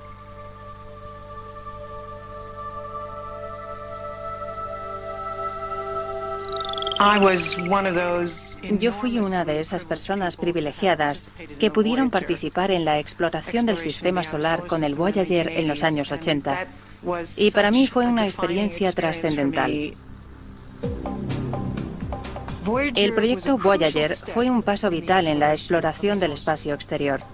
Las dos naves gemelas Voyager fueron construidas en el Laboratorio de Propulsión a Chorro, o JPL, y las lanzó la NASA en 1977. Y que ocurriera como ocurrió y cuando ocurrió es un pie de página histórico maravilloso por la alineación de los planetas en ese momento. Una vez cada 175 años, Júpiter, Saturno, Urano y Neptuno están en una posición que permite enviar una nave espacial de uno al otro, de forma que se podría enviar una nave hasta Neptuno. La grabación de la misión Voyager supuso una oportunidad para pararnos a pensar sobre nosotros como personas e intentar presentar una especie de ramillete con nuestras características destinado a alguien de un futuro lejano y de un lugar lejano que se pueda encontrar con él. Una parte de la grabación era el trabajo con sonidos que Carl me pidió que elaborara. Me pareció lo más natural comenzar con una historia lineal de la Tierra.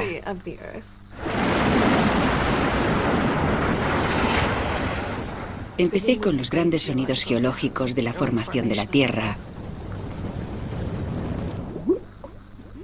efectos meteorológicos,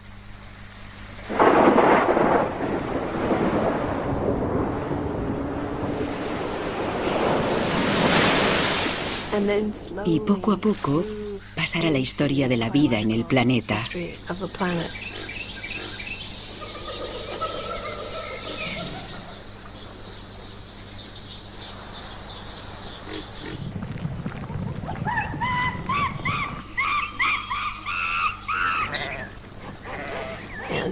Y por último, introducir a los humanos en la historia.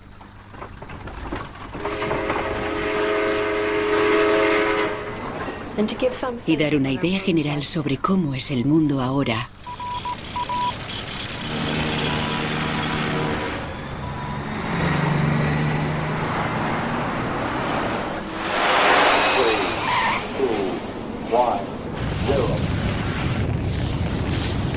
As the Secretary General of the United Nations, an organization of 147 member states, I send greetings on behalf of the people of our planet.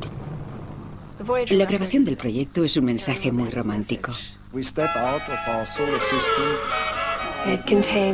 Contiene las primeras palabras de una madre a su bebé, un beso. Es esa relación maravillosa entre el escepticismo y la fascinación. El escepticismo riguroso de la ciencia y la fascinación de estar en el universo, de llegar hasta el futuro y hasta otros seres que no sabemos quiénes son. And it is with humility and hope that we take this step. We do not know whether there are other spacefaring civilizations in the Milky Way. But there is at least a chance that sometime in the remote future, one of the Voyagers will be intercepted and examined by an alien craft.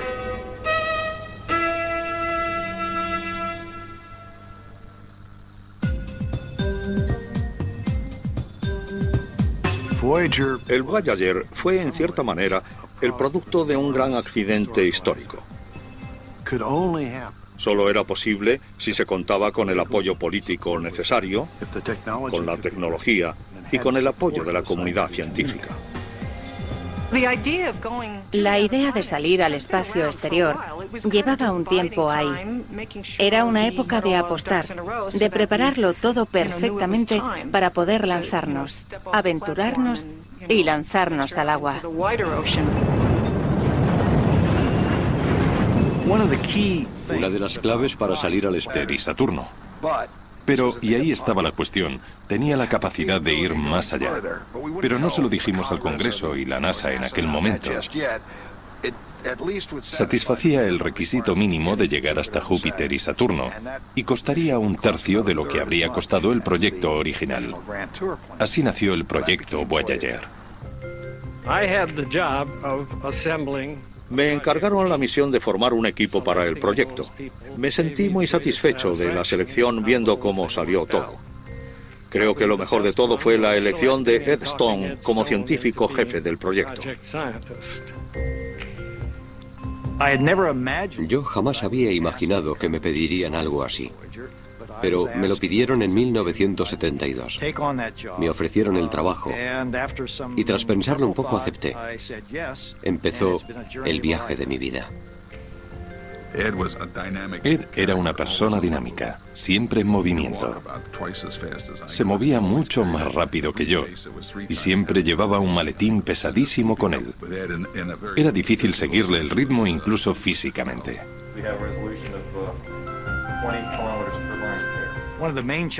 Uno de los grandes retos que tienes que afrontar es el de diseñar un sistema desde cero. Volar hasta un lugar al que nadie ha volado antes y en un entorno que no conoces hasta que llegas allí. Por supuesto, seguirle el ritmo a nivel intelectual era todavía más difícil. Ni siquiera me atreví a intentarlo. Trabajar con Bruce Murray también fue una gran experiencia. Para mi sorpresa, me eligieron como director del JPL y allí llegué el 1 de abril de 1976, cuando el Voyager estaba llegando al final de la fase de diseño y de pruebas. Hice una presentación en una reunión de la dirección. Me sentía más chulito, más seguro de mí mismo de lo que debería, y Bruce Murray me dijo: John, escucha, no olvides que no eres científico, eres solo un ingeniero. Los ingenieros hacen el trabajo de los hombres.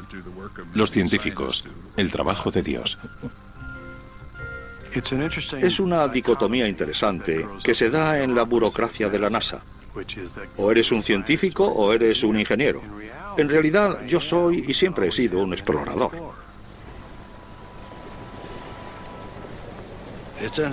Es interesante pensar que la humanidad siempre ha sentido curiosidad por lo que hay más allá, a la vuelta de la esquina. Creo que el ser humano siempre ha querido saber cuál era su lugar en el universo. Y hasta la era espacial tuvimos que limitarnos a observar.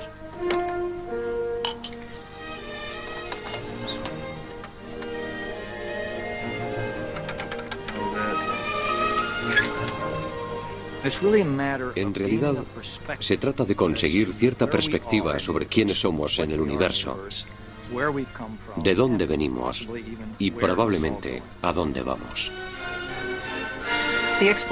La exploración de los planetas y el cosmos despierta nuestros instintos más elevados, nuestra necesidad de conocimiento, armonía, orden y belleza, y nuestro futuro está en el espacio.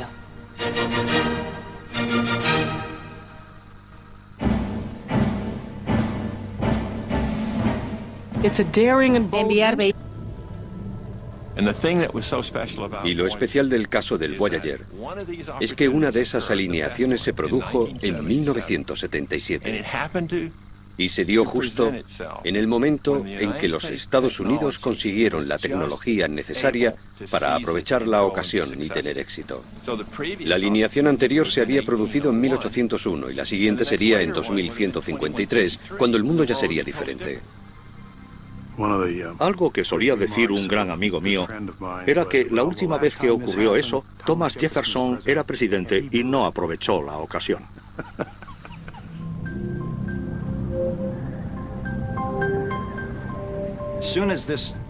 En cuanto se descubrió esa posibilidad, se despertó el interés de la comunidad científica por enviar misiones a otros planetas. Algo que de repente era posible. Se trataba de un programa muy ambicioso. Todas las misiones que se habían realizado hasta aquel momento habían sido a los planetas rocosos más cercanos, que están más cerca del Sol y de la Tierra. Pero queríamos conocer los planetas gigantes, Júpiter, Saturno, Urano y Neptuno, que tienen muchísimas lunas, por lo que cada uno de ellos es como un sistema solar en miniatura. Teníamos literalmente decenas de mundos nuevos esperándonos que hasta ese momento habían sido solo puntitos de luz que veíamos a través de los telescopios. Fue la primera incursión científica para conocer los planetas más lejanos. La nave pasó la década de los 80 recorriendo el espacio exterior. Nos dio una cantidad de información sobre el sistema solar muy superior a la que se había reunido hasta aquel momento, y además muy rápido. Vimos cosas que jamás habríamos esperado ver. Nos dejó con la boca abierta porque encontramos cosas que no habíamos esperado. Al fin y al cabo, eso es la exploración. Por eso exploramos, para sorprendernos. Y la verdad es que fue una sorpresa detrás de otra.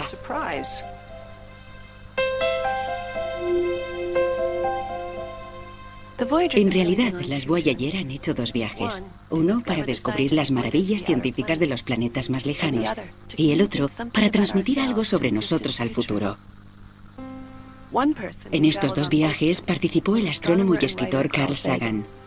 Carl fue un miembro clave de los equipos científicos del proyecto Voyager. De hecho, participó en todas las misiones de exploración espacial de la NASA durante sus primeros 40 años. Yo tuve la grandísima suerte de conocer a Carl, que me dio una clase gloriosa durante 20 años sobre el funcionamiento de la ciencia.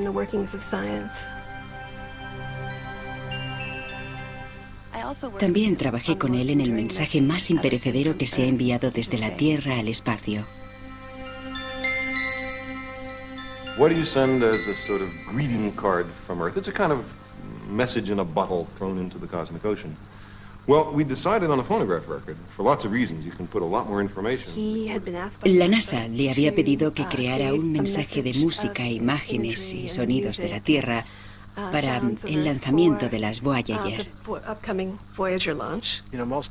La mayor parte de nosotros no hemos dejado de preguntarnos qué les diríamos a seres de otro planeta sobre nosotros. ¿Quiénes somos? ¿Qué nos gustaría hacer?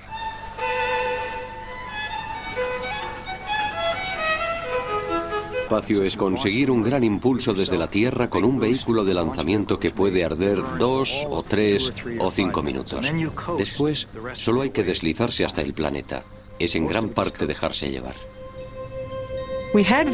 Teníamos vehículos con la potencia suficiente para llegar hasta Júpiter, quizá hasta Saturno, en un periodo de tiempo razonable. Pero Neptuno quedaba fuera de la cuestión. La técnica que permitió que fuera posible se llama ayuda gravitacional y nos abrió las puertas del espacio exterior. De otros trabajos previos se dedujo que si se sobrevolaba un planeta adecuadamente, este serviría de tirachinas y propulsaría la nave con más velocidad. Si llegas a Júpiter en el momento adecuado y con la orientación adecuada, la interacción con la gravedad de Júpiter te pone en trayectoria para llegar a Saturno en el momento adecuado si ajustas bien la ruta. Esta reacción te relanza hacia Urano en el momento preciso, porque de lo contrario, Urano no estaría allí y tendrías problemas. Y lo mismo volvería a pasar para llegar hasta Neptuno. Júpiter desvió su trayectoria en casi 90 grados. El aumento de velocidad fue aproximadamente de 55.000 kilómetros por hora.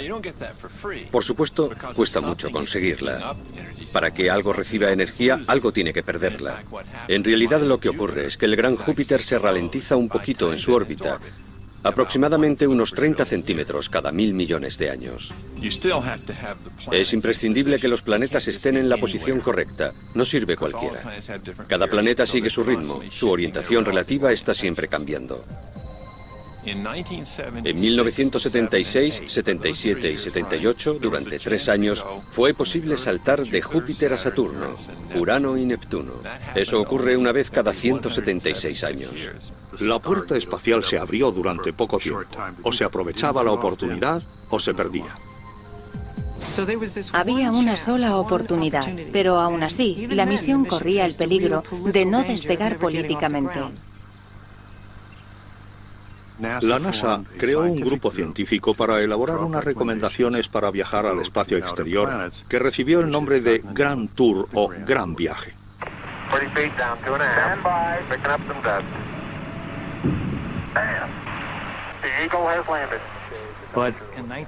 Pero en 1971, aunque hubo una aprobación provisional después del aterrizaje del Apolo, el presupuesto de la NASA no era suficiente para mantener aquel nivel de actividad.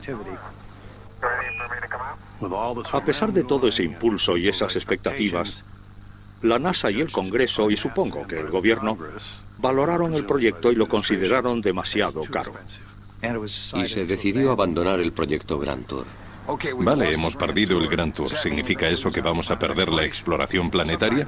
A veces a los senadores y congresistas les gusta decir cosas como Saturno lleva ahí 5.000 millones de años. ¿Qué más da esperar 50 años para emprender la siguiente misión? Y nosotros respondemos que a Saturno le da exactamente igual. Pero a nosotros no. Nosotros vivimos ahora. Y en el JPL rediseñaron enseguida la nave para hacerla más pequeña y más barata.